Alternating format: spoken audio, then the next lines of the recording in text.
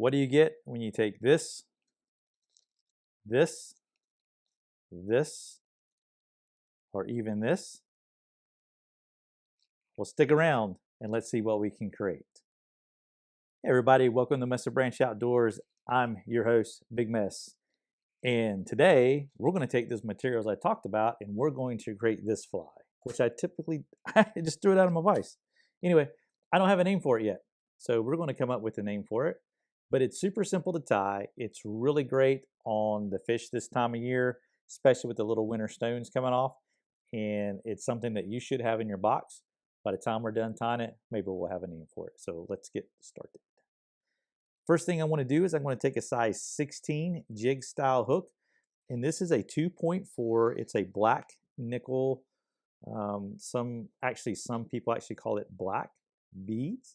But Fulling Mill actually calls it, it's almost like a black nickel. It's not necessarily black per se, but you can see right there the black. Screw around the colors, do what you want to do. The thread I'm using here is going to be some Simplify Nano Silk and of course black. And we're going to get that started here on our hook momentarily. And I'm just going to run that down here and back real quick like and bring that around the bead. If you remember from the last video last week, I told you how to cut that. So I'm going to use the rotating feature on my Norvise. Lay down a little thread base here just like this, and we're ready for our next material, which will be a tail. So the tail I'm using is it's pheasant tail. It is dyed in black. The one thing about a fly like this that I have found over the years of guiding is sometimes simple and less is more. You can vary the colors for these particular flies. And you know, it's sometimes we really kind of, I don't want to say we overthink what's happening out there, but just use what you got available. What I would recommend when you go in the spring, taking this same type of fly, just change up the colors on it. For instance, do yellow for when the little yellow sallies are coming off. That would be an excellent one. So I do one that's yellow like that, very similar to this here.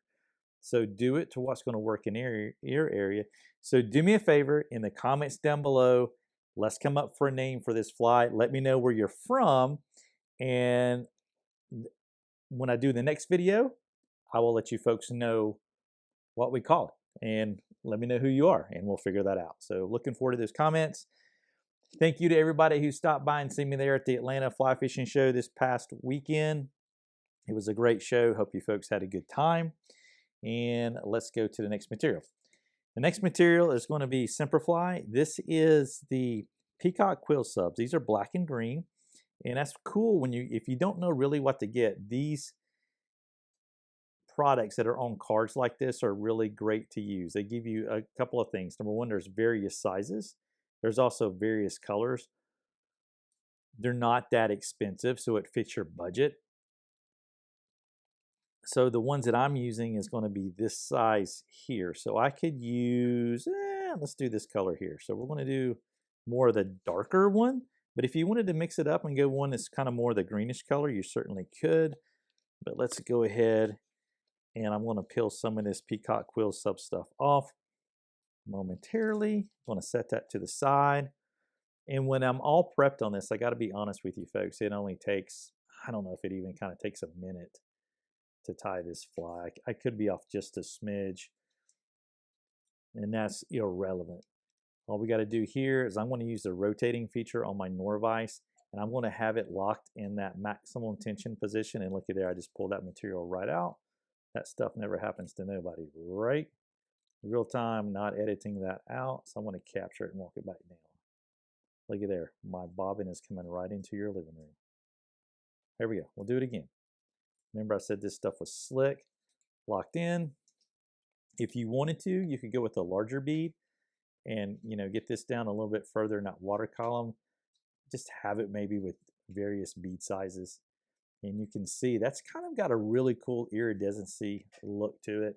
I'm going to leave a little space behind that bead because we are going to put a little dubbing collar on there. And the color I'm going to use is kind of a, I don't know, it's kind of a bluish iridescency.